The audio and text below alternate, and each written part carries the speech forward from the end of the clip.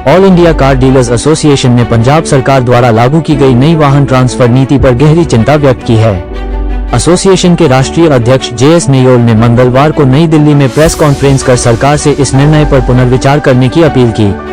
Press conference को संबोधित करते हुए एसोसिएशन के राष्ट्रीय अध्यक्ष JS नियोल ने कहा कि पहले से ही बेरोजगारी की स्थिति गंभीर है। ऐसे में सरकार द्वारा लाई गई नई प्रक्रिया से डीलरों, बैंकों और आम जनता सभी को परेशानी होगी। पहले वाहन की RC ट्रांसफर और HP चढ़ाना उतारना ये सभी काम एक साथ हो जाते थे, लेकिन नई गाइडलाइन के अनुसार अब पहले HP उतरेगी, फिर ट्रांसफर होगी और उसके बाद फिर से HP चढ़ेगी। इस पूरी प्रक्रिया में 4 से 6 महीने का समय लगेगा। उन्होंने कहा कि नई प्रक्रिया में बार बार OTP की आवश्यकता होगी। यदि पार्टी OTP नहीं देती है तो RC सीधे उसके घर चली जाएगी। ऐसे में यदि किसी को बैंक से लोन लेना है तो RC पर HP नहीं चढ़ पाएगी। इससे न केवल लोन प्रक्रिया प्रभावित होगी बल्कि वाहनों के गलत हाथों में जाने से अपराध बढ़ने की भी आशंका है। एसोसिएशन के अनुसार इस निर्णय से सरकार और जनता दोनों पर अतिरिक्त आर्थिक बोझ पड़ेगा। स्मार्ट कार्ड और RC बनाने में पहले ही देरी होती है, अब 3 बार प्रक्रिया होने से खर्च और समय दोनों बढ़ेंगे। डीलरों का कारोबार पहले से ही मंदा है। नई गाइडलाइन से ग्राहक वाहन खरीदने से कतराएंगे और बैंकों को भी दिक्कतों का सामना करना पड़ेगा।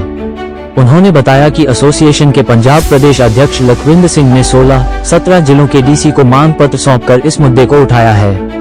एसोसिएशन के राष्ट्रीय अध्यक्ष JS नियोल ने पंजाब के मुख्यमंत्री भगवंत मान से अपील की है कि इस गाइडलाइन को लागू करने से पहले all India car dealers association और लोकल एसोसिएशन से सुझाव लिए जाएं। बिना सोचे समझे लिए गए इस निर्णय से एक तो कार डीलर्स को परेशानियों का सामना करना पड़े, बेरोजगारी बढ़ेगी और आम जनता को भी असुविधा होगी। आइए देखते हैं टोटल खबरें के वरिष्ठ संवाददाता राजेश खन्ना की इस रिपोर्ट में all India car dealers association के राष्ट्रीय अध्यक्ष JS नियोल प्रेस वार्ता में क्या कहा।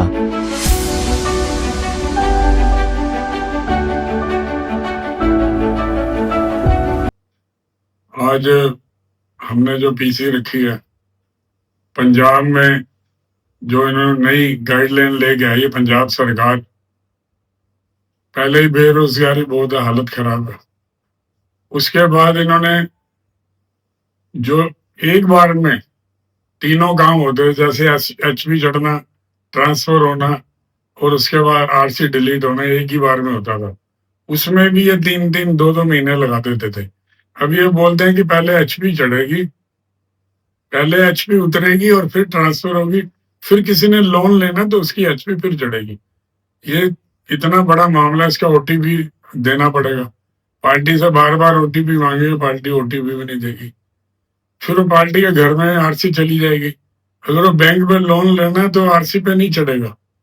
अगर RC के ऊपर आप देखोगे तो एक लिखा होता है कि HDFC, ICI या AU स्मॉल फाइनेंस बैंक, वो चढ़ा होता है उसके ऊपर।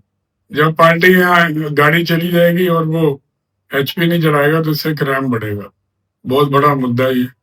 पंजाब सरकार जो वहाँ के CM है भगवंत सिंह मान जी को मैं आपके माध्यम से अपील करना चाहता हूँ, इसको थोड़ा ध्यान से करें, इस पे सोचें, विचार करें, परखें, पूरी मेल करें। और मेरा जो पंजाब का प्रधान है लखविंदर सिंह ढिल्लो जी, उन्होंने कल 16-17 जिलों में DC को मांग पत्र दिया।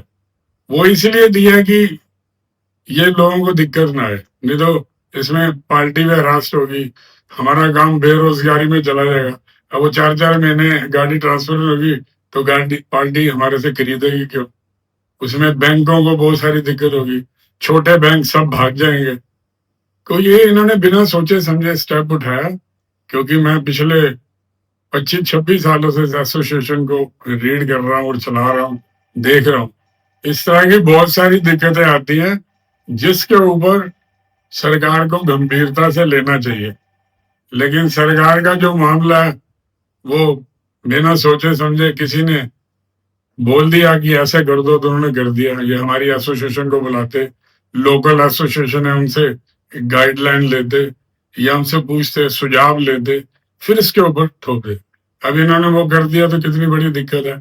पहले RCO के जो स्मार्ट कार्ड होता है वो शॉर्ट रहते हैं, रेगुलर एक बार होने में शॉर्ट रहते हैं। 3 बार होंगे तो उसका भी खर्चा बढ़ेगा, सरकार के ऊपर बोझ बढ़ेगा। जो हमारे गाड़ी ट्रांसफर कराने वाले लोग हैं या हमारे कस्टमर हैं उनके ऊपर बोझ बढ़ेगा, डीलरों की प्रॉब्लम बढ़ेगी, काम कम हो जाएगा। तो हमारे बहुत सारे ये मेंबर हैं, उनके ऊपर ये नई गाज इन्होंने घेरी है। ये काम धंधा पहले मंदा, बुरी हालत है। जब हम सारा कुछ दे रहे हैं सरकार को, तो बार बार आरसी का मुद्दा क्यों लेकर के आए?